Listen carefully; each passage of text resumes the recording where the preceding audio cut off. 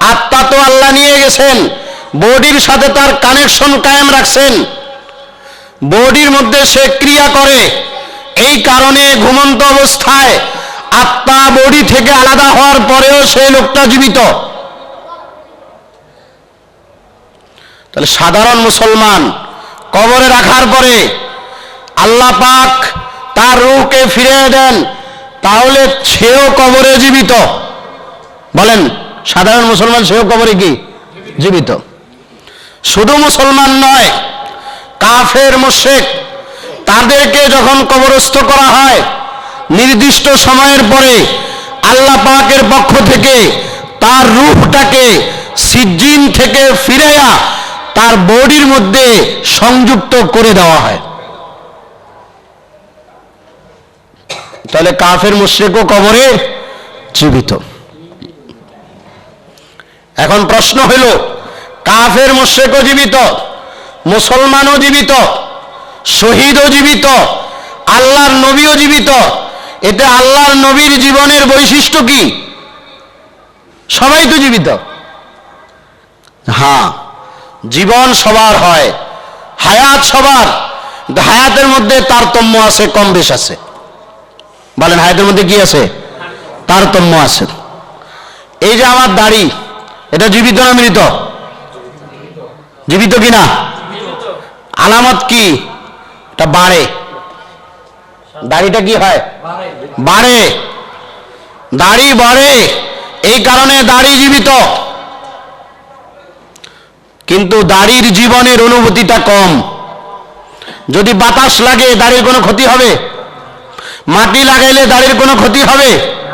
যদি দাড়ি কাটা হয় দাড়ির কোনো অনুভূতি আছে? নাই। হায়াত আছে, অনুভূতি দুর্বল। হায়াত আছে, অনুভূতি দুর্বল। গাল, ত্বক, ত্বকের হায়াত আছে না মৃত? জীবিত। এই ত্বকের হায়াত, এটা জীবিত। কিন্তু মাটি লাগলে কোনো ক্ষতি নাই, বাতাস লাগলে কোনো ক্ষতি নাই, অনুভূতি হয় না। কাটলে কি অনুভূতি হবে কিনা? তাহলে বোঝা গেল দাড়ির হায়াত আছে, দাড়ির হায়াতের অনুভূতি কম। ত্বকের হায়াত আছে, এই হায়াতের অনুভূতি তার চেয়ে বেশি। চোখের মনি জীবিত না মৃত? কিন্তু তার অনুভূতি ত্বকের থেকে বেশি। চোখের মনিতে বাতাস লাগলে কোনো অসুবিধা নাই, মাটি লাগলে অসুবিধা আছে, কাটলে অসুবিধা আছে। গালে মাটি লাগলে অসুবিধা ছিল না, বাতাস লাগলে অসুবিধা ছিল না, কাটলে অসুবিধা ছিল। চোখের মনিতে বাতাস লাগলে অসুবিধা নাই, মাটি লাগলে অসুবিধা আছে, কাটলে অসুবিধা আছে, অনুভূতি হয়। তাহলে বোঝা গেল চোখের মনির হায়াত, এর অনুভূতি দাড়ির হায়াতের থেকে অনেক বেশি অনুভূতি প্রবণ, ত্বকের হায়াত থেকে বেশি অনুভূতি প্রবণ। ঠিক কিনা? এবার আসেন দেমাগ। মাথার মধ্যে কি থাকে? মগজ, দেমাগ, এটাও জীবিত। এই দেমাগের হায়াত, এর মধ্যে যদি বাতাস লাগে দেমাগের ক্ষতি, মাটি লাগে দেমাগের ক্ষতি, কাটেন দেমাগ ক্ষতিগ্রস্ত হবে। তাহলে দেমাগের হায়াতের অনুভূতি বাকি তিনটার হায়াতের অনুভূতি থেকে অনেক বেশি। ঠিক কিনা? কাফের মুশরিক কবরে জীবিত, তাদের হায়াতের অনুভূতি দাড়ির হায়াতের মতো। সাধারণ মুসলমান কবরে জীবিত থাকবে, তাদের হায়াতের অনুভূতি ত্বকের হায়াতের অনুভূতির মতো। শুহাদা পরকালে তারা জীবিত, বরজখে তারা জীবিত, তাদের হায়াতের অনুভূতি চোখের মনির হায়াতের মতো। আম্বিয়ে কেরাম তাদের রওজায়ে আথারে জীবিত, তাদের হায়াতের অনুভূতি মগজের মতো। কার হায়াতের অনুভূতি বেশি? বলেন। মাথার। আর এইদিকে কবর জগতে যাদের হায়াতের অনুভূতি সবচেয়ে বেশি তারা হলেন আম্বিয়ে কেরাম আলাইহিমুস সালাতু ওয়াস সালাম। ঠিক কিনা? মৃত্যুর পরে হায়াতের মধ্যে আম্বিয়া, শহীদ, সাধারণ মুসলমান তাদের হায়াতের মধ্যে তারতম্য পাইলাম কিনা? ঠিক মৃত্যুর যে ব্যাখ্যা, আম্বিয়া কেরামের মৃত্যু সাধারণ মুসলমানের মৃত্যু এক নয়। আম্বিয়া কেরামের জীবন সাধারণ মুসলমানের জীবন এক নয়, না এক? আপনার কথা বুঝতেছেন? আম্বিয়া কেরামের যে জীবন, হায়াত দুনিয়ার, সে হায়াত একজন সাধারণ মুসলমানের হায়াত কি এক? হুজ্জাতুল ইসলাম কাসেম নানতুবী রহমতুল্লাহি আলাইহি বলেন, আম্বিয়া কেরাম আলাইহিমুস সালাতু ওয়াস সালামকে জান্নাতের মাটি দিয়ে আল্লাহ পাক সৃষ্টি করছেন। কিসের মাটি দিয়ে? জান্নাতের মাটি দিয়ে সৃষ্টি করছেন। আমাদেরকে আল্লাহ পাক সৃষ্টি করছেন দুনিয়ার মাটি দিয়ে। দুনিয়ার মাটি আর জান্নাতের মাটি এক না ভিন্ন? এই জন্য দুনিয়ার জিন্দেগি, আম্বিয়া কেরামের জিন্দেগি আর সাধারণ মানুষের জিন্দেগি এক নয়।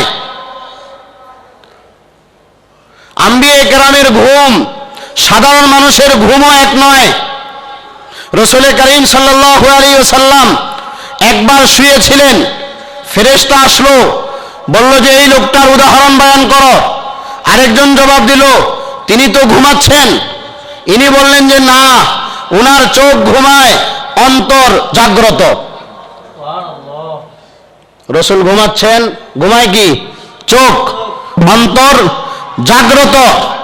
বুখারী শরীফের riwayat আল্লাহর হাবিব বলেন, কাযালিকাল আম্বিয়া, আম্বিয়া কেরাম তানামু আয়ুনুহুম, আম্বিয়া কেরামের চোখ ঘুমায়, ওয়ালা তানামু কুলুবুহুম, তাদের অন্তর ঘুমায় না। আমরা যখন ঘুমাই চোখও ঘুমায়, অন্তরও ঘুমায়, যার ফলে আমাদের ঘুমের কারণে ওযু ভেঙে যায়। আম্বিয়া কেরাম ঘুমান, চোখ ঘুমায়, অন্তর ঘুমায় না, যার কারণে আম্বিয়া কেরামের ঘুমের কারণে ওযু ভাঙে না। আম্বিয়া কেরাম স্বপ্ন যুগে যা পান সেটাও ওহীর অন্তর্ভুক্ত। জাগ্রত অবস্থায় যে ওহী আসে তার হুকুম যেমন, ঘুমন্ত অবস্থায় যে ওহী আসবে তার হুকুমও তেমন। এই কারণে ইব্রাহিম আলাইহিস সালাতু ওয়াস সালাম কি করছিলেন? স্বপ্ন দেখে নিজের সন্তানকে জবাই করার জন্য মিনার ময়দানে নিয়ে গিয়েছিলেন। সন্তান বলল, আল্লাহ, বাবা আপনি চোখ বাঁধেন, ছুরি চালানোর সময় আমার নজরে নজর পড়লে আপনার মায়া চলে আসবে, ছুরি চালাইতে পারবেন না। চোখ বাঁধলেন। ইব্রাহিম আলাইহিস সালাম সন্তানের গলায় ছুরি চালাইলেন, ছুরি চলতে লাগলো। উনি মনে করলেন যে সন্তান আল্লাহর রাস্তায় কোরবানি হয়ে গেছে, আলহামদুলিল্লাহ। কিন্তু যখন চোখটা খুললেন, দেখলেন ছুরি তো চলছিল, রক্ত বের হচ্ছিল, সেই ছুরিটা সন্তানের গলায় না গিয়ে জান্নাত থেকে আল্লাহ পাক দুম্বা পাঠিয়ে দিলেন জিব্রাইল মারফত। ওই দুম্বার গলায় ছুরি চলছিল। প্রশ্ন দাঁড়ায়, দুনিয়াতে দুম্বা নাই? আর দুনিয়াতে দুম্বা আছে কিনা? দুনিয়ার দুম্বা না দিয়ে জিব্রাইলের মাধ্যমে জান্নাত থেকে দুম্বা পাঠাইলেন কেন আল্লাহ পাক? এই কারণে যে কাসেম নানতুবী রহমতুল্লাহ আলাইহি বলেছেন, আম্বিয়া কেরামকে আল্লাহ পাক জান্নাতের মাটি দিয়ে সৃষ্টি করেছেন। জান্নাতের বদলা জান্নাতি হইতে পারে, এই কারণে যেহেতু ওনার বডি জান্নাতের মাটির বডি, এই কারণে আল্লাহ পাক জান্নাত থেকে দুম্বা পাঠাইয়া তার ফিদিয়া দিয়ে দিলেন। ওয়াফাদাইনাহু বিযিবহিন আযীম। তাহলে হুজুরের ঘুম আমাদের ঘুম কি এক? এক? হুজুরের জিন্দেগি আমাদের জিন্দেগি এক নয়। জান্নাতের মাটি দিয়ে নবীদের শরীরকে বানানো, জান্নাতের মাটির মধ্যে সুগন্ধি আর সুগন্ধি। আল্লাহর হাবিব সাল্লাল্লাহু আলাইহি সাল্লাম দুনিয়াতে কাজ করছেন, ঘামাইছেন না ঘামান নাই? ঘামাইছেন কেন? দুনিয়ার সিস্টেম, পরিশ্রম করলে শরীর থেকে ঘাম বের হয়, কিন্তু আল্লাহর নবীরও ঘাম বের হয়, আমারও ঘাম বের হয়। আমার আপনার ঘামের মধ্যে দুর্গন্ধ, আল্লাহর নবীর ঘামের মধ্যে সুগন্ধি।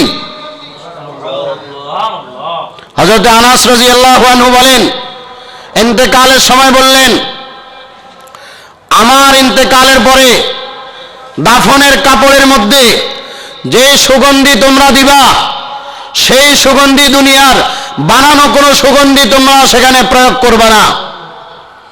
আনাস, কোন সুগন্ধি দিব?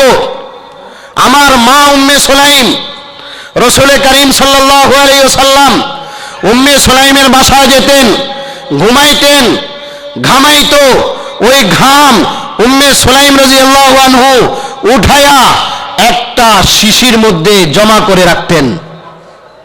হুজুর জিজ্ঞাসা করতেন, উম্মে সুলাইম কি করো? হুজুর, সুগন্ধির জন্য আপনার ঘামগুলোকে সংগ্রহ করে রাখছি। হুজুর মুস্কি হাসলেন। কি করলেন? মুস্কি হাসলেন।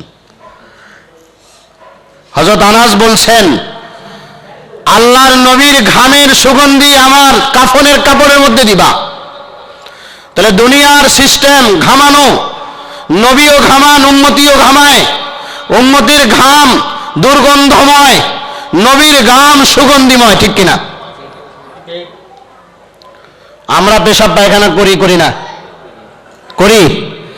দুনিয়াতে খাইতে হয়, পেশাব পায়খানা হাজার প্রয়োজন আসে।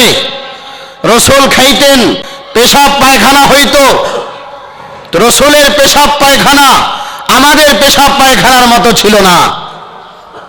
খাসাইসুল কুবরা লিসুয়ুতিতে আছে, হযরত আয়েশা বলেন, একবার হুজুর টয়লেটে গেলেন, আমি পিছন দিয়ে গেলাম, যায়া যখন টয়লেটের দরজা খুললাম, হুজুর বের হয়ে আসার পরে ওই জায়গাতে পায়খানার নামমাত্র কিছুই দেখলাম না।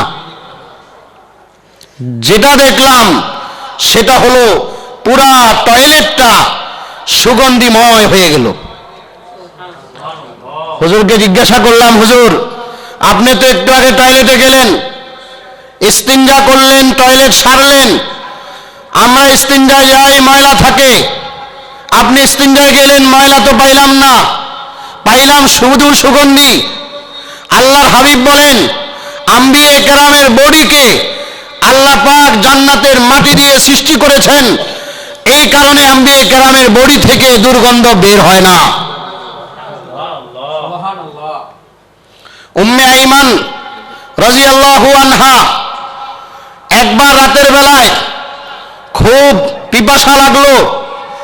ওই জমানায় রাসূল করিম সাল্লাল্লাহু আলাইহি সাল্লাম রাতের বেলায় কখনো অনেক সময় বের হতেন না, কারণ ভয় ছিল ইহুদিরা হামলা করতে পারে।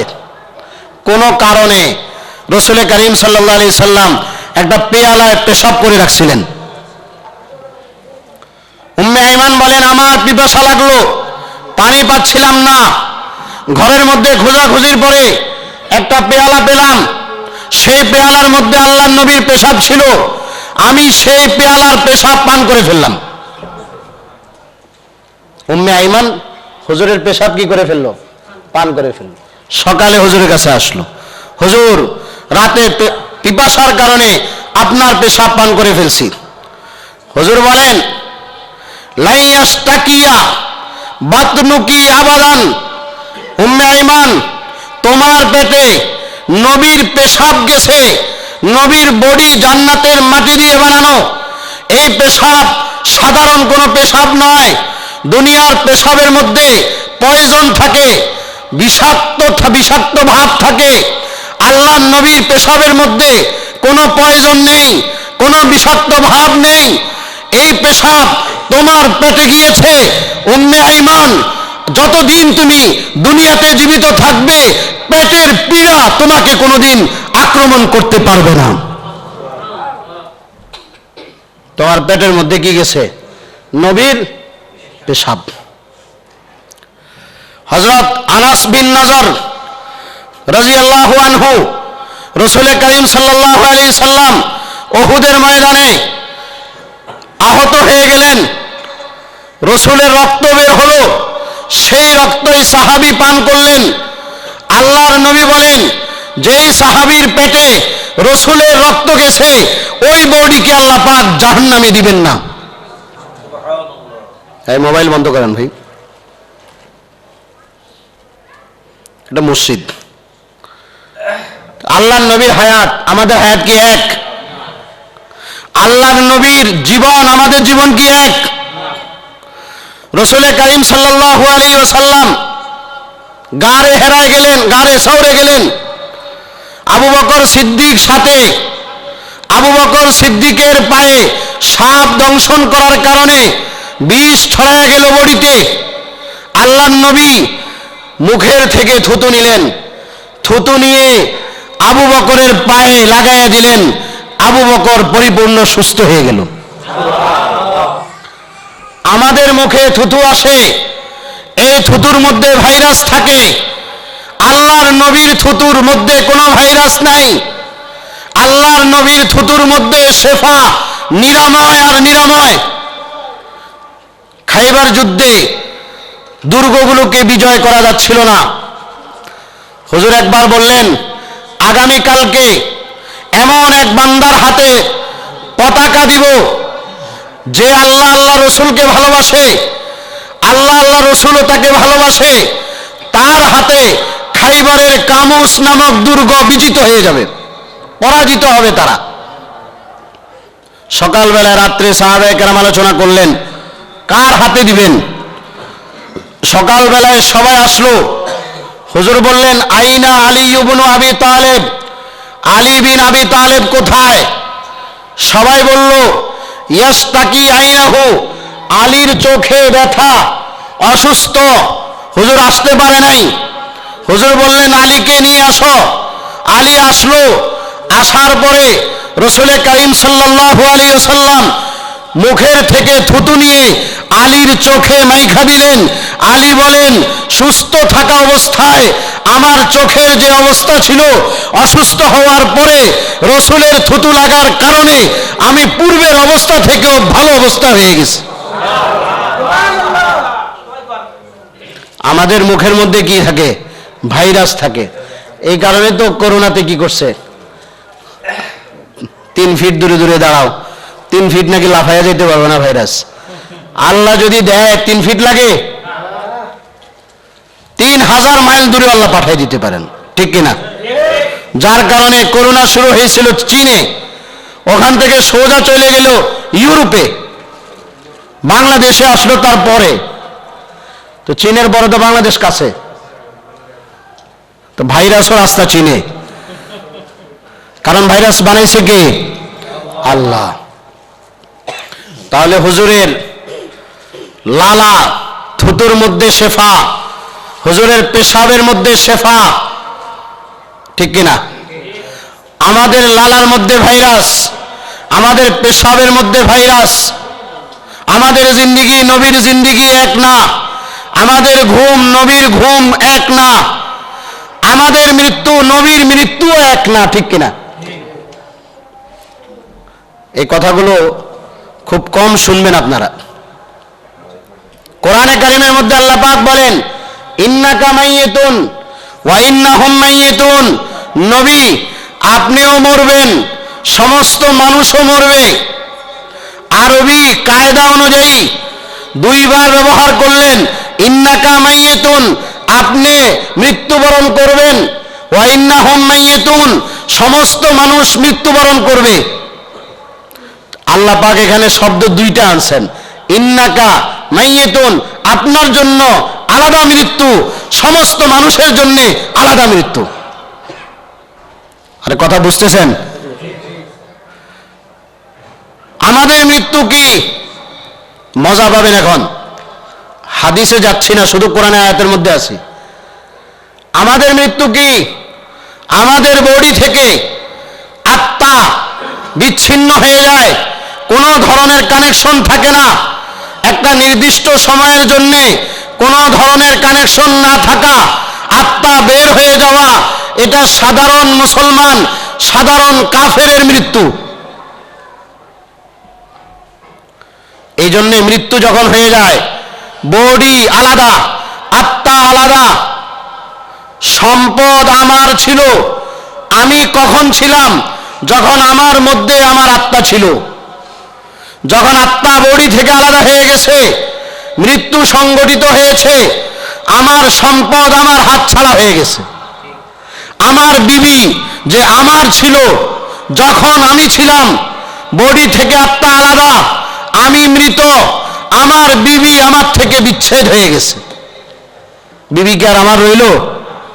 এই বিবিকে অন্য কেউ বিয়ে করতে পারবে না? পারবে না? ওই সম্পদের বন্টন হয় না? হয় না? পার্থক্য, আল্লাহর নবী বলেন, নাহনু মাশিরুল আম্বিয়া লা নুরাসু, আমরা যারা নবী আমাদের মিরাস বন্টন হয় না। মা তারাকনাহু সাদাকা, যা রেখে যাই সদকা হয়ে যায়।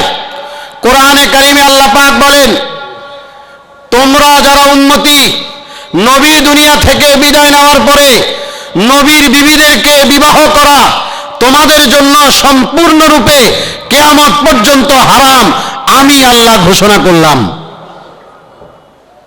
প্রশ্ন দাঁড়ায় কিনা? আমাদেরও মৃত্যু হলো, সম্পদ বন্টন হয়ে গেল, সম্পদ হাতছাড়া হয়ে গেল। আমাদেরও মৃত্যু হলো, বিবি হাতছাড়া হয়ে গেল। রসুল করিম সাল্লাল্লাহু আলাইহি সাল্লামের ইন্তেকাল হলো, রসুলের বিবি হাতছাড়া হয় নাই। হাতছাড়া হইলে তো বিয়ে করা যাচ্ছিল, হাতছাড়া হয় নাই বলে তো কি বিয়ে করা জায়েজ নাই, হারাম। রসুলের মিরাস বন্টন হয় নাই, কেন? রসুলের সম্পদ হাতছাড়া হয় নাই। প্রশ্ন দাঁড়ায়, তাহলে হুজুরের মৃত্যুটা কি? যেই মৃত্যুতে হুজুরের মাল হাতছাড়া হয় নাই, হুজুরের বিবি তার মালিকানার বাহিরে যায় নাই, হাতছাড়া হয় নাই। হুজ্জাতুল ইসলাম কাসেম নানতবী রহমতুল্লাহি আলাইহি, দারুল উলুম দেওবন্দ মাদ্রাসার প্রতিষ্ঠাতা বাণী, তিনি বলেন, নবীর মৃত্যু হলো ভিন্ন, উম্মতের মৃত্যু হলো ভিন্ন। নবীর মৃত্যু আলাদা, উম্মতের মৃত্যু আলাদা। উম্মতের মৃত্যু হলো বডি থেকে আত্মা আলাদা হয়ে যায়, আর নবীর মৃত্যু হলো বডি থেকে আত্মা গোটাইয়া এসে কলবে আত্মার মধ্যে, নবীর অন্তরের মধ্যে রূহটা কিছু সময়ের জন্য লুকায়া থাকে, চুপসে যায়। এটাই হলো নবী করিম সাল্লাল্লাহু আলাইহি সাল্লামের মৃত্যু। কথাটা আবার বুঝেন, হয়তো জীবনে এটা প্রথম কথা। হুজুরের মৃত্যু কি? আমাদের আত্মা বডি থেকে বের হয়ে যায়, হুজুরের আত্মা বডি থেকে বের হয় নাই, কলবের মধ্যে লুকায়া ছিল। আল্লাহ নবীর জন্য মৃত্যুকে এইভাবে লিখেছেন। এখান থেকে মাসালা হল হয়ে যাবে। আমরা অনেক সময় অনেক কথা শুনি, হুজুর ইন্তেকাল করলেন, হযরত ওমর ইবনুল খাত্তাব রাদিয়াল্লাহু তাআলা আনহু তরবারি নিয়ে দাঁড়িয়ে গেলেন, বললেন যে আল্লাহর নবী মৃত্যুবরণ করেন নাই, আবার ফিরে আসবেন, যারা নবীকে বলছে মৃত্যুবরণ করছে তাদেরকে শাস্তি দিবেন। হযরত ওমর তরবারি নিয়ে দাঁড়িয়ে গেলেন। এর ব্যাখ্যা কি?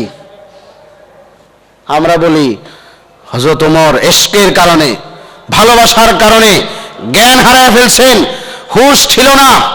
হযরত ওমরকে আল্লাহর নবী বলেন, লাউ কানা বাদি নবিয়্যুন লাকানা ওমর ইবনুল খাত্তাব, আমার পরে যদি কেউ নবুয়ত পাইতো ওমর ইবনুল খাত্তাব নবী হইতো। আমার পরে যদি কেউ নবুয়ত পাইতো, কে নবী হইতো? ওমর। সাহাবায়ে কেরামের মধ্যে সবচেয়ে বড় ফকিহ ওমর ইবনুল খাত্তাব, সেই ওমর হুঁশ জ্ঞান হারিয়ে ফেলবে, এটা কোনোদিন হইতেই পারে না। এখন প্রশ্ন দাঁড়ায়, হযরত ওমর যে বললেন আল্লাহ রাসূল ইন্তেকাল করে নাই, কেন বললেন? উনি আল্লাহ রাসূলের কাছে আসলেন, দেখলেন আল্লাহ রাসূলের আত্মা রূহ বডি থেকে বের হয় নাই। বডি থেকে কি হয় নাই? বের হয় নাই। উনি মনে করলেন সাধারণ মানুষের মৃত্যু তো হয়, বডি থেকে আত্মা চলে যায়, হুজুরের আত্মা তো এখনো কলবে আথারের মধ্যে আছে, তাহলে হুজুরকে আমি কিভাবে মৃত বলি? এই কারণে উনি বললেন যে হুজুর মৃত না। হযরত আবু বকর আসলেন, হুজুরকে দেখলেন, কপালে চুমা দিলেন আর ঘোষণা দিলেন, যারা মুহাম্মদের পূজা করত তারা জাইনা রাখুক মুহাম্মদের ইন্তেকাল হয়ে গেছে। যারা আল্লাহর পূজা করে ইবাদত করে তারা জাইনা রাখুক আল্লাহ চিরঞ্জীব ছিলেন, আছে, থাকবে।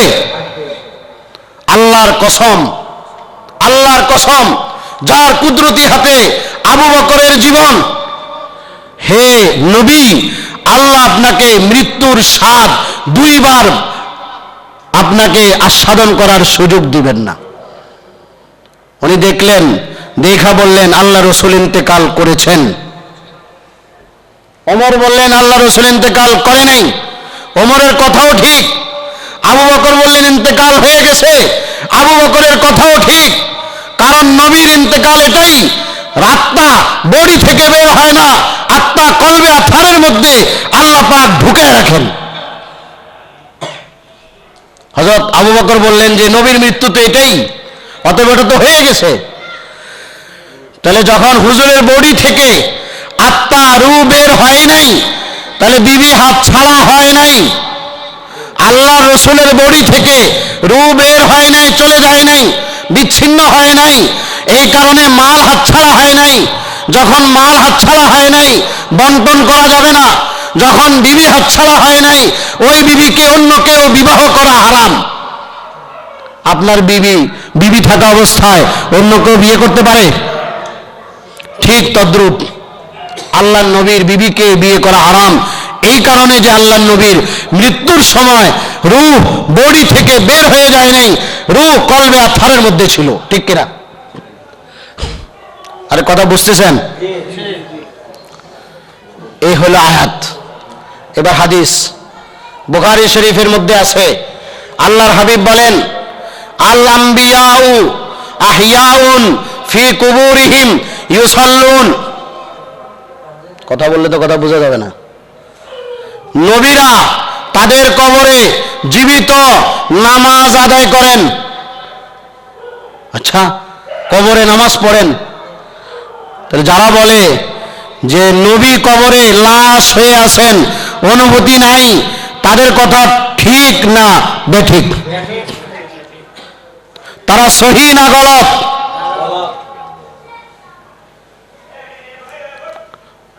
হুজুর বলেন যে নবীরা কবরে জীবিত নামাজ পড়েন। এখন তারা প্রশ্ন করে, নামাজ পড়েন, তাহলে নামাজ পড়লে উজু করা লাগে না? আরে উজু ছাড়া নামাজ হয়? তাহলে হুজুর উজু করেন কোথায়? আরে বুঝছেন কিনা? আমরা বলি মৃত্যুর সময় দাফনের আগে রাসূল করিম সাল্লাল্লাহু আলাইহি সাল্লামকে গোসল দেওয়া হয়েছিল না? হয়েছিল না? ওই গোসলের দ্বারা ওযু হয়ে যায় না? যায় না? ওই ওযু এখনো আছে। তুমি ওযু ভাঙছে এটার প্রমাণ দাও, তাহলে ওযু করছে এটার প্রমাণ আমি দিব। ওযুও ভাঙে নাই, ওযু করার প্রমাণ দরকারও নাই। দ্বিতীয় কথা, দুনিয়াতে নামাজ পড়তে হয়, এটা আল্লাহ পাকের বিধান। কিছু বিধান আল্লাহর হুকুম রক্ষা করার জন্য পালনার্থে করা হয়। কিছু ইবাদত হুকুম পালনার্থে নয়, মজার জন্য করা হয়। কিসের জন্য? মজার জন্য। জান্নাতীরা জান্নাতে যাওয়ার পরে একে অপরকে সালাম দিবে। দুনিয়াতে সালাম দিলে নেকি হয় না? হয় না? জান্নাতে ওই নেকির দরকার আছে না নাই? আরে জান্নাতে ইবাদতের দরকার আছে। সেখানেও সালাম, সেখানে জান্নাতীরা তাসবিহ পড়বে। জান্নাতে তাসবিহ পড়ার দরকার নাই, জান্নাতে তাসবিহ পড়বে জান্নাতীরা। জান্নাতে জান্নাতীরা সালাম দিবে। এই ইবাদতগুলো জান্নাতীরা করবে মজার জন্য, আল্লাহর হুকুম পালনের জন্য নয়। আম্বিয়া কেরাম কবরে নামাজ পড়েন মজার জন্য, আল্লাহর হুকুম পালনের জন্য না। রাসূল করিম সাল্লাল্লাহু আলাইহি সাল্লাম বলেন, মারারতু বিমূসা লাইলাতা উসরিয়া বি, মেরাজের রাত্রে মূসা আলাইহিস সালামের পাশ দিয়ে আমি যাচ্ছিলাম, আর দেখছিলাম অহুয়া কাইমুন ইউসাল্লি ফি কবরিহি, তিনি তার কবরে দাঁড়িয়ে নামাজ পড়ছেন।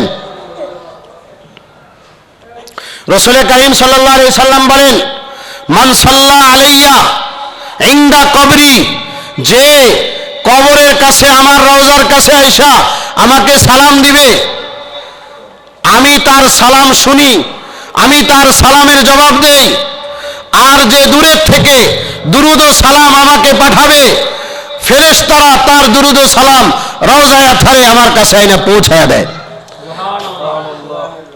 অন্য হাদিসে আল্লাহর নবী বলেন, আন-নাবিয়্যু হাইয়ুন ফি কবরিহি ইউরযাক, নবী কবরে জীবিত, তাকে রিজিক দেওয়া হয়। নবী কবরে জীবিত, আল্লাহ পাক তাকে কি করেন? রিজিক দেন। তাহলে আমরা আয়াত এবং হাদিস থেকে যে কথাটা পাইলাম সেটা হলো আল্লাহর নবী কবরে জীবিত। জীবিত অর্থ হইল শরীর এবং আত্মার সংযোগ, উভয়টার সমন্বয়। যেই সমন্বয়টা আমরা দুনিয়া দেখি, এই সমন্বয়টা আল্লাহ পাকের রসুলকে দিয়ে আল্লাহ পাক রওজায়ে আতহারের মধ্যে জীবিত রেখেছেন। হুজুর বলেন, মা মিন মুসলিমিন ইউসাল্লিমু আলাইয়া ফাকাদ রাদ্দাল্লাহু আলাইয়া রূহি ফারুদ্দাহু, যে কেউ আমার রওজার কাছে আইসা সালাম দেয়, আল্লাহ পাক আমাকে, আমার তাওয়াজ্জু ওই দিকে আসে, আমি তার সালাম শুনি, তার সালামের জবাব আমি রওজা থেকে দিয়ে দেই। এরকম হাজারো ঘটনা আছে, হাজারো আয়াত হাদিস ইঙ্গিতে পরিষ্কার এই কথা প্রমাণিত। আল্লাহর নবী কবরে জীবিত, হায়াতুন নবীর মাসালা, আহলে সুন্নাত ওয়াল জামাতের একটা আকীদা। এই আকীদাটা আমাদের পোষণ করতে হবে, এটা আমাদের ঈমানের অংশ। যদি আমরা না বুঝে থাকি তাহলে আজকে বুঝলাম, আজকে থেকে এই আকীদাটাকে আমরা সংশোধন করে আমরা আমাদের ঈমানকে পাকা ঈমান বানাবো, মজবুত ঈমান বানাবো, তবেই আজকে আমাদের এই মজলিস কামিয়াব হবে। ঠিক আছে ইনশাআল্লাহ। আল্লাহ পাক আমাদেরকে এই আকীদা বোঝার তৌফিক দান করেন এবং সেই মোতাবেক আকীদা পোষণ করার তৌফিক দান করেন।